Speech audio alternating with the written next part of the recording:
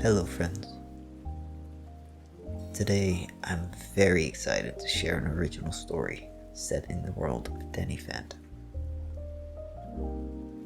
This story was written and illustrated by myself 3 years ago when I participated in Danime.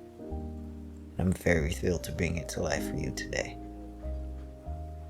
So sit back, relax, and get ready to dive into the world of Danny Fenton like never before.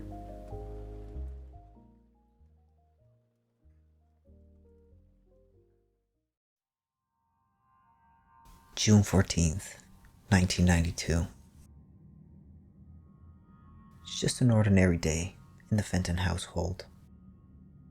Jazz is reading on the couch while Maddie is collecting bits of broken door off the floor. Jack was sent downstairs to clean the basement after accidentally firing the new ectoplasm gun at the door, completely shattering it. A sudden loud noise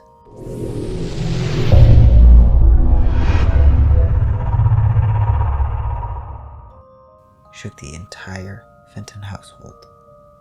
Maddie's motherly instincts kicked in, and she rushed over to Jazz. She swiftly picked up her young daughter and put her under the custom-made reinforced table. She'd reinforced multiple pieces of furniture after one of her lab experiments had gone wrong years ago, and it had come in handy many times.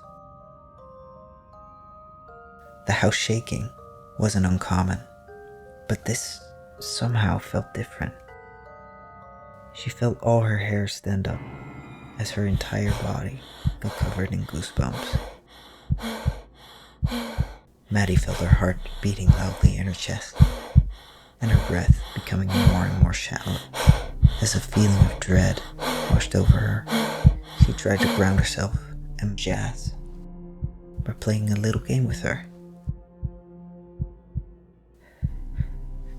Okay, sweetheart, we're gonna play birthday cake. Does that sound fun?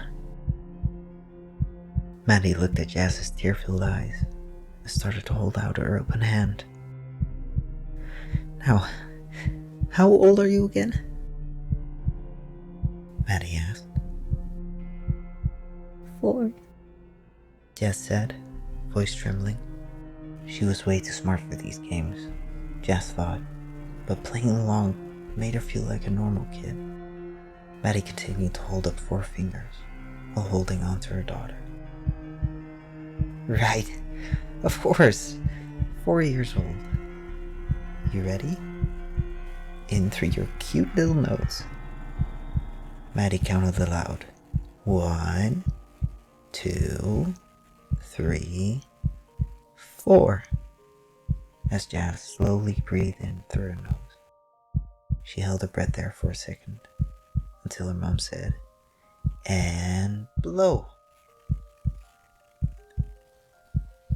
Jazz slowly blew out her air and watched the fingers slowly go down. Maddie and Jazz repeated this a few times until Jazz was completely calm again. You feeling better? Maddie asked.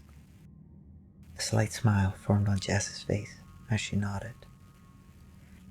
Good. Now why don't you continue reading in your room? You can even press the special button. Maddie had installed a panic button in all of the rooms, but in her daughter's room it would also activate an immersive hologram to keep little Jazz's mind occupied. Excited by this idea, Jazz rushed over to the couch to grab her book, Trigonometry for Toddlers, and took it straight to her room. Maddie watched as Jazz's little feet scurried into her room. As soon as the panic button was activated, Maddie rushed to the basement. She hadn't heard anything from her husband Jack, and knowing him, he probably was the cause of all the ruckus. She stopped in her tracks when the basement door came into view. An ominous green glow lit up the entire hallway from underneath the crack of the door. Jack? Maddie carefully whispered. Her worry grew bigger every second, so she carefully reached out to the doorknob. When her hand made contact with the doorknob, a jolt of energy encapsulated her entire body. She'd never felt anything like it. She felt so alive. Almost like an adrenaline rush, but better. With this newfound boost of energy, Maddie barged into the basement. An overwhelming light nearly blinded Maddie as she entered the basement. Her imagination running wild as her eyes slowly adjusted. But even her imagination couldn't prepare her for the sight. A giant green circle of light on the wall.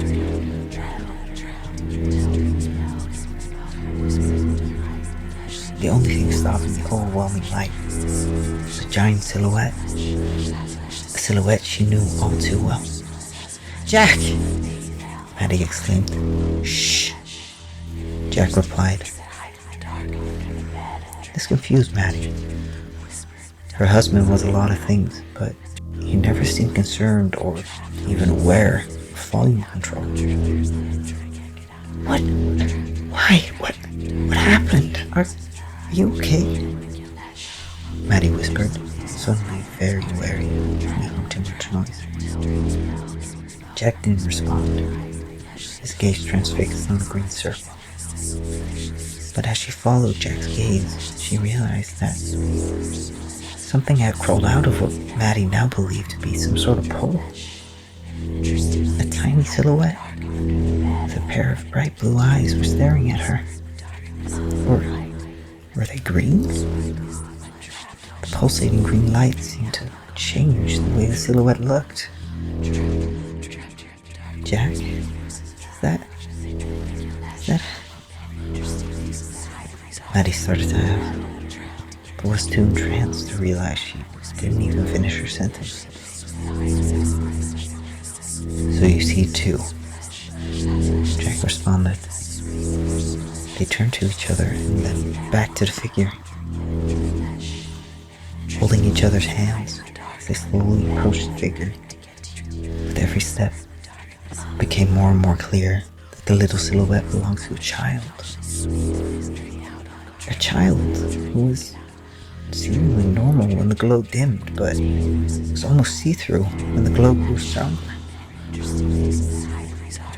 They were wearing a hood that wasn't made of any material they recognized. It had some sort of staff that gave off a strange energy.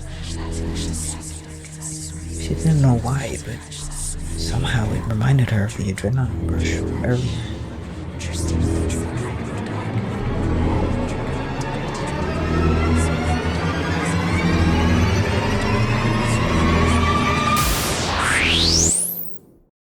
As sudden as the loud noise had come, so too did the portal seem to lose its initial burst of power. With the blink of an eye, the room turned back to normal. Nothing but an echo of the portal remaining. With the intense light gone, the Fentons could see the child more clearly. They were wearing a white hoodie rather than a hood infusing their skin. The kid had jet black hair and lively blue eyes.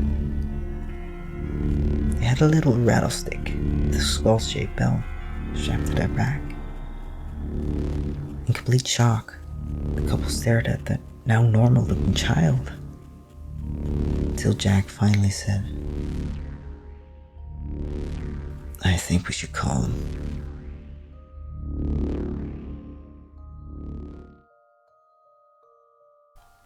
Thank you for joining me for the first part of my original Danny Phantom alternate universe story. I hope you enjoyed this introduction to the reimagined world and its characters. Don't forget to subscribe and comment what you thought of this little introduction to the story. Stay tuned for more exciting adventures with Danny and his friends. And as always, remember, you are loved. You are worthy, and you matter.